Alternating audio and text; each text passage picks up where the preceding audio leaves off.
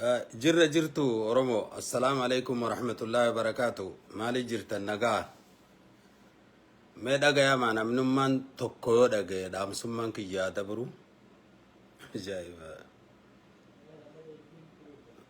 mee namni sagaleen tiyyetuun bira geeyse namnuma tokkoon barbaada ni dhagayamaa qofa malee sheer godhaadha achiin baasii asiin deebisiin tiyyaa miti isin bira dhufu ni dhaggeeffata yoo madaala isinii kaase dagama ulfaddu tole arrantana dubbiin wanni na dura taate namni dubbii namarra beeku nama dura dubbate dubbii nama duraa fixa nama boodaan dubbannaanis taate haasoyte nama duraa balleeysaa jette oromoon arra waan biraatii miti anamman tana gabaabatti namoonni ilmaan oromoodhaa kan biyya Somaalee Jabuutii keessa jirtan baha biyya teessanii gala yoo galuu qabaattan ta'e rakkoo dhuftuuf isinumaaf hin murteesse warra Somaaliyaa keessa Jabuutii keessa jiru dhala oromoo ta'e haganumaan isinii dhaamsa lammataati abbootiin gadaa oromoodha keessattuu abbootiin gadaa ituu abbootiin gadaa aniyya abbootiin gadaa afran qalloo dhagaye akka gaaritti isin dabalatee hayyoota ulamaa'iin harargeedha guutuudhatti isin laala dhaamsi namni biyya isaatiif qe'ee isaatirratti jaartii isaarratti lafa isaarratti du'e maalta kana isintu himaaf ummataaf warri diin beeytan duraan nu himtanii turtan dayyuusaaf rabbiin jannataa hun kennu duraan himtan lafa teenyaa fi lafee teenyaaf Yeroon amma Yeroon ummatatti waa himtan kan lammata kuni abbootiin gadaa ulamaa'onni keenya abbootiin amantii hayyoonni sababa dachiin tun fuudhamtee nama biraatiif kennamte gaafachuu ni dandeeysan mootummaa nuti manguddoo teenyaas erginee manguddoo teenya hin xiqqeessun kana akka hubattan isin sadeen kana qofa laala dubbiin ulamaa'ii abbootii gadaa hayyoota jiru isin laallatti dubbiin nuti manguddoodhaan dhaqaa shimallis abdisaatii fi abiyyiinuu karadhaan jennuun kaleeysa mataa turre warri eegen nu deebisees kan oromoo magartee alagaa jala deemtuutu akkana nu godhu kanaaf yeroo gabaabatti odoo wanni takka hin dhalanne odoo wanni takka hin buune karaa nagayaatiin gaafadhaa murtii takka yeroo gabaabatti nu deebisaa yeroo gabaabatti ummata harargeetiif turturtee bare oromoo sadaffaan ammoo gartee dhaamsi jiru ummata oromootiif yaa ummata oromoodha yaa ilmaan afran qalloo kakara lamaan qe'een teessaamamte yaa ilmaan humbanna kakara tokkoon qe'een teessaamamte yaa ilmaan ituu kakara tokkoon qe'een teessaamamte kara ganda sheemammarra shaa deemaa jiranii jechuu namni kara hardiim isiniifin himu haaratti wannin isinii himu hin jiru guutu beeytan lafa teenya keeysa nuti lafa namaa hin dheyne ummanni oromoo harargeedha ummanni oromoo guutuun qe'ee namaa dheqee takkaadha bishaan tokko hin jiisine kana haa sababa godhadhu malee arsii kara tokkoon irraa fudhatanii jiranii jechuudha. Afran qal'oo immoo kara lamaan warraa fudhatan.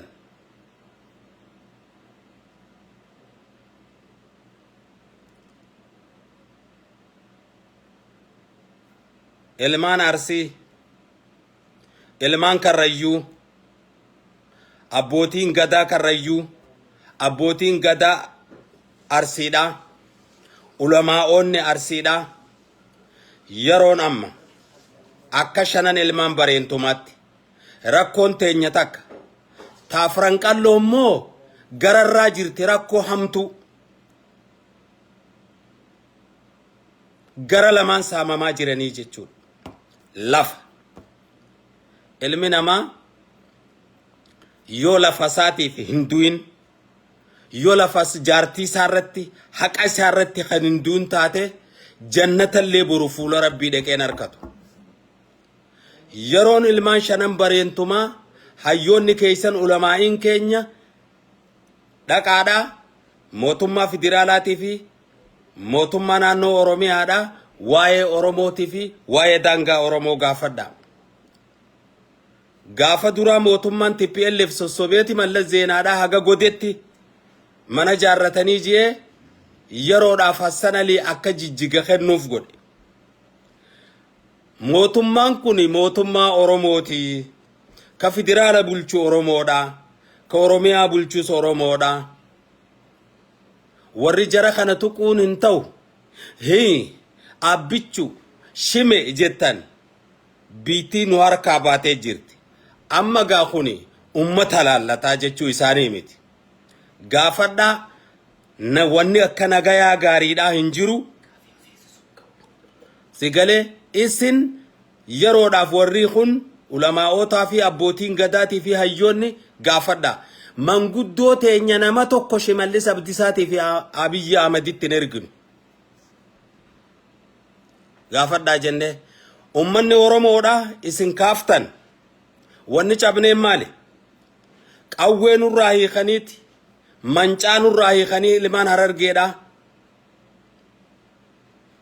billawa nurraa hiikanii duwwaa nu lakkisan. Yeroon hidhattan amma qawween itti aanaa muumicha ministeeraa Dammaqaan ummata Amaaraatiin hidhadhaa ji'ee halaal godhe ummata Oromootiif wanni haraam godhe takkalleen hin jirtu. Halkanii guyyaa yeroon hidhattan ummanni shanan bareentumaa angafni keenya karrayyuun ilmaan xummuugaa bareentoo ilmaan arsii sikkoo mandooyyuun ilmaan murawwaa ilmaan ituu kudhanii ilmaan humbannaa ka torban anniyyaa ilmaan qalloo kan afran qalloo yeroon hidhattan amma yeroon hidhannu amma kana ala wanni takkalleen hin hafnee jechuudha. Arra boru odon jenne odos yeroo hin kennineef nuutu mootummaan biyya bulchaa jiru kun keenya jenneeti Abiyyiidhaa fi Shimallisiif dhooqqanne isaan nu boolleeyfatanii jechuudha. Hin boolloynuuf jechuudha amma booda. Wanni lafee taphan taatuu jechuudha. Arra osoo lafti biraa Affaar irraa fuudhamtee Somaalee irraa fuudhamtee takka Amaara irraa fuudhamtee mootummaan naannoo sanillee ni dubbata. Ummanni illee hin callisu. Abiyyiin deqee hoggum dirmadhaa Somaaleedhaa kennu Shimallisi dubbatu fi caffeen harkuma baaftu san wanni isiin jette hin jiru. Ummata Oromoodhaa immoo harkaan qabdu caffeen san ammatti. Kana jala muraa beekaa jala harriiqadhaa. Laal ummanni shanan bareentumaa nurratti haalaallattu Oromoo nafti. Nurratti haalaallattu daangaan biraan tuqamne jechuu kiyyaa miti. Boorana irraa Gujii irraan tuqamne jechuu kiyyaa miti. wallorraa laftin saamamne jechuu kiyyaa miti. Ijoolleen tun amma lafa qabatte amma biyya qabatte jennee du'a nurra ga'e hunda obsinee eega gadaan cabee fi as jidduu dhumaatuma jirra. Haa ijoolleen tun lafa qabattu leenci teessuma tolfatee aada jenneeti dhommoyneef wareega lubbuutti baafnee qabeenyatti dhabnee amma dubbiin bakka san hin jirtu. Warri kaleessa gartee mootummaa kana mootummaan kun mootummaa Oromooti biyyanuutu bulchaa jira jettan amma booda nuti dhaga'uu hin dandeenyu jechuudha. Oromoon dhaga'uu hin dandeessu. An Oromoon bakka bu'ee dubbadha. Ummata Oromoo guutuun bakka bu'ee dubbadha. Kanaaf yeroon kaatan amma. Dhaamsitti aanu. Yaa obboleettii tiyya yaa obboleessa kiyya. Ilmaan Oromoo ka bahaa ka dhihaa ka kaabaa ka kibbaa walin filina. Miidiyaa kanarraayis tiktaakii fi feesbuukarraayis walin arrabsina. Dubbiin kara lafaatii fi kara lafee deebisa amma. Haasawa keeysan garas deebisa. Nuti Oromoon haati teenya takka abbaan keenya tokko Booranaa Bareento Oromticha xabbootitti noore obboleeyyanii nuti. Arrabaa ilkeenuu wal dhawaaf wal dhabdan. Ijoolleen hogguu waa balleeyste jiraadhaa tolcha huma rakkoon qabu. Kanaaf wanni ammaan tana gootan wannin isinit dhaammadhu wannin isin kadhu maqaa rabbiitii fi maqaa ergamaa rabbiitii fi maqaa Oromootii wannin isin kadhadhu waan arraba jan tokko walirratti hin bobba'inaa. Hadara ulfinaanin isin gaafadha ilmaan Oromoodha. Keessattuu tiktaak kanarraa gartee gara daangaa keenyaa deebisa. Haasawni irratti kanuu deebi'u sa'a tanarraa qabee dhaamsa kana tiktaak irrattis na dabarsa. Ilmaan Oromoo mara biraan ga'a. Dirreen dhawaadhaa ilmaan afran qalloo bar caayaan qabanii bar. Mee magaalaan guddoon afran qalloo tabi.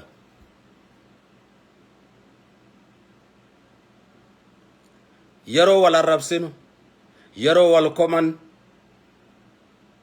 yeroo gooroo oliitii fi gooroo gadiitti wal haman bakka san hin jirru amma. Bakka san hin jiru. Tanaafuu arrabaas dhaabaa yaadni keeysan nama qe'ee qabuutu laal ka baaradhu mu keenya ka Soomaaliyaa keessaa buqqa'u keenya mootummaan qabnu imbaasiin achi jiru hadooddiin qabuuf Oromoodha. Addunyaa biyya lafaa tana keessatti yoo biitti takka namni biyya takka rakkoon takka nama tokkorra rakkoon takka geesse imbaasiin dhaqee bakka san dhaabbata. Nuti namni nuu dhaabbatu hin jiru. Gargaarsa rabbii tokkichaa qofa qabna. Walii keenya qabna. Tokkummaa keenya qabna. Kanaaf gamas deebisa. Yeroon halkanii guyyaa hidhannu amma qawween nama biraatiif halaal taate ta Oromoodhaaf haraam taatu inuman jirtu. Waa'ee daangaadhaa khayruu waa biyyii fi shimallis irra Umatta karraan eeggatina. Isaantu biyya teenya daangaa keenya nuu kabachiisiseetanii hin eegina.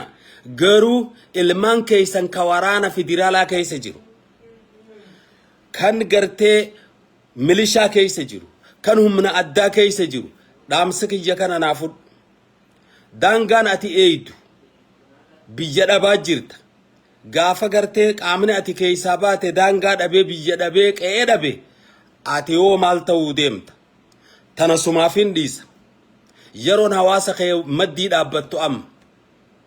Yeroon ummata kee cinaa dhaabbattu yeroon saa ammaa jechuudha.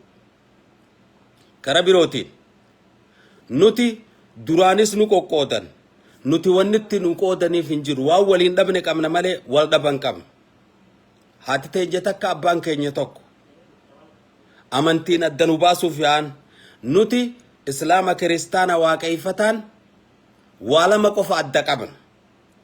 Wanni lamaan adda qabnu amantii fi jaartii qofa.